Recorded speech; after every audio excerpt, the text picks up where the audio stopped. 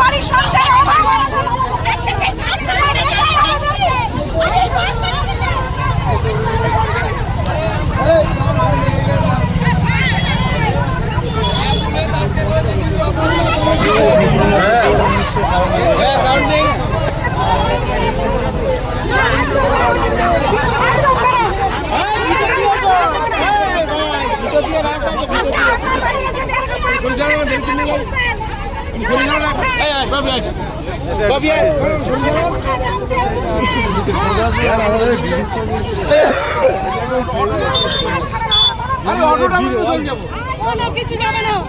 যাবে না আজকের কিছু।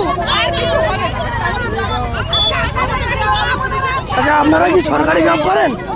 সরকারি জব করেন? অবরোধ হয়েই রয়েছে। অবরোধ হয়নি,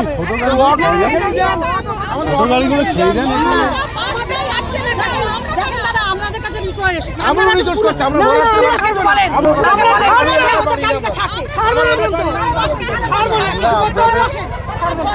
বাউনপুকুরে পুলিশের সাথে কথা বলছি। তাহলে আপনারা কেন আগে আসছেন? তাহলে বলছি তো কেন করলেন?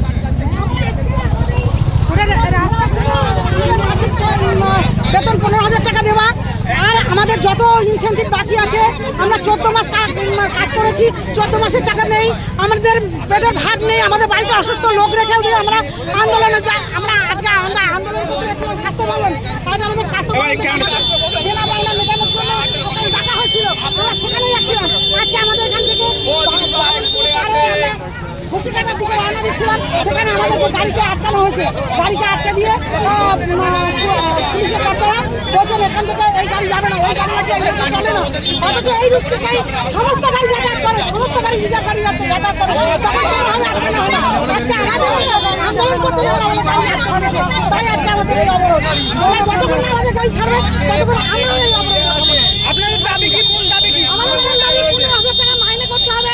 আমাদের সমস্ত রকম যা পাই, আমাদের 14 মাসের PLI টাকা, আমাদের 2 মাসের ইনসেন্টিভের টাকা, আরো আমাদের অনেক পাওনা আছে। সেই পাওনাগুলো আমাদের পাওয়ার জন্য আজকে আমাদের পথে নামা। আপনার নাম?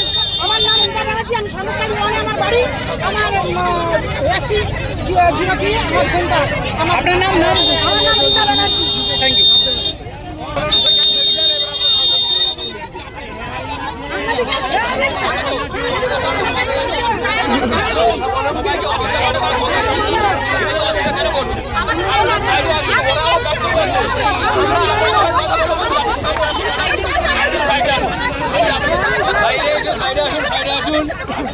সাইডে আসুন। এটা